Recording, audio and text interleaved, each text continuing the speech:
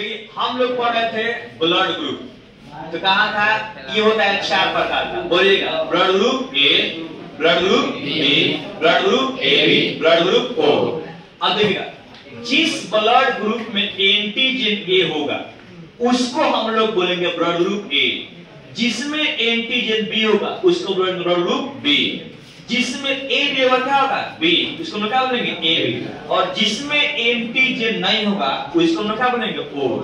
इसलिए blood group जो होता है एंटीजन और एंटीबॉडी पर कार्य करता है।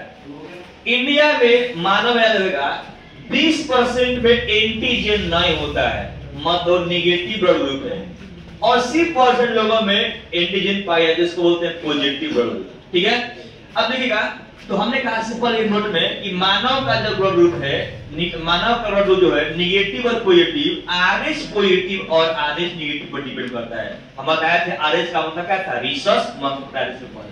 ठीक है जी, अब मैंने बता दिया आपको कि यूनिवर्सल डोनर ब्लड ग्रुप कौन सा है, देने वाला क्या बोलेगा ओ, और यूनिवर्सल रिसीव करने वाला क्या होता है बी, क्या होता है ए।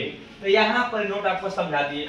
अब आते हैं ब्लड वेसल्स, रक्त वाहिनी, कितना होता है 3, पहला आर्टरी, दूसरा वेन, तीसरा कैपिलरी। तो जिसमें ब्लड धमक धमक के आएगा उसको हम क्या बोलेंगे धमनी, और जिससे ब्लड जाएगा बॉडी से उसको क्या बोलेंगे वेन। तो हमने कहा कि यहाँ देखिएगा, हमने सिंपल कहा कि जिस रक्त वाहिनी से ब्लड ग्रुप हार्ट से अंग में आएगा, हार्ट से कहाँ आएगा अंग में, तो ब्लड को लेकर आने वाला कहां से, हार्ट से अंग, उसको हम लोग क्या बोलते हैं आर्टरी। और जो ब्लड को भेजेगा, ब्लड को भेजेगा कहां से, अंग से हार्ट, तो जो ब्लड को भेजेगा कहां, अंग से हार्ट, उसको हम लोग क्या बोलेंगे वेन। तो ब्लड को लेकर आने वाला आर्टरी, भेजने वाला क्या होगा वेन। अब हमने कहा सिंपल सा, याद रखिएगा, आर्टरी में ब्लड हार्ट से आ रहा है, तो इसमें कौन सा ब्लड होगा, ऑक्सी ब्लड। कौन सा होगा, ऑक्सीब्लड। ऑक्सी ब्लड का नाम क्या होता है प्योर ब्लड। अंग से भेजना है तो अंग में आप जानते हैं ग्लूकोज टूटता है, क्या होता है O2, क्या होता है CO2 बनता है। तो याद रखिएगा, जब इसमें CO2 आ गया इसको हम लोग क्या बोलते हैं डीऑक्सी ब्लड। इसका मतलब क्या होता है इम्प्योर, मतलब क्या होता है अशुद्ध ब्लड। एक और बात हमने कहा था, जो आर्टरी होता है शरीर के अंदर के बाहर होता है जी, अंदर क्या होता है अंदर, अभेद क्या होता है बाहर। अब देखिएगा, हमने कहा कि आर्टरी के अंदर कोई वार नहीं पाया जाता है। आर्टरी में होता है ब्लड का प्रेशर कितना होता है 120 mm ऑफ Hg, और वेन में वार होता है तो इसके कितना होता है लिपिजी, और इसके कितना होता है 80। तो अब बताइए आर्टरी में ब्लड का प्रेशर जैसा कि वेन में आर्टरी में कितना होता है 120 mm ऑफ Hg। एक बार हमने कहा कि वेन में कितना होता है, कितना होता है जी 80 mm ऑफ Hg।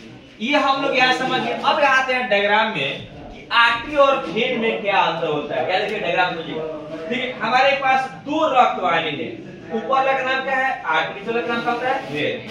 अब याद रखिए ध्यान से, हमने कहा देखिएगा आर्टरी में O2 ब्लड का प्रवाह हो रहा है, वेन में CO2 ब्लड का प्रवाह हो रहा है। अब देखिएगा आर्टरी आगे जाकर और पतला पतला नली में डिवाइड हो जाएगा, जिसको हम क्या बोलते हैं आर्ट्रियोल, और वेन और पतला पतला में क्या होता है वेनियोल। आर्ट्रियोल और वेनियोल जहां दोनों मिलेगा इसको हम लोग क्या बोलते हैं कैपिलरी, क्या होता है कैपिलरी। तो कैपिलरी में O2 भी और कौन सा CO2 दोनों ब्लड का एक्सचेंज होता है। अब देखिएगा, मैं आपको दिखाने का प्रयास कर रहा हूं कि आर्टरी और वेन हमको सब दिखा दीजिए। तो मैंने कहा था कि हाथ में देखिएगा जो पतला पतला ब्लू दिखाई दे रहा है, ब्लू रंग, इसका नाम क्या होता है वेन की आर्टरी, वेन। अब मोटा का होता है आर्टरी, कैपिलरी का होता है। देखिएगा, आप देखिएगा अपने आंख को, देखिएगा आंख में पतला पतला है, आपको दिखता है नस, यहाँ पतला पतला नस आंख में होता है, लाल कलर देखते हैं लाल। आंख में जो होता है पतला पतला लाल रंग का नस, उसको हम लोग क्या बोलते हैं कैपिलरी। सबसे पतला क्या होता है कैपिलरी, उससे कम वेन, सबसे कम क्या होता है। ये रहा हम लोग का। अब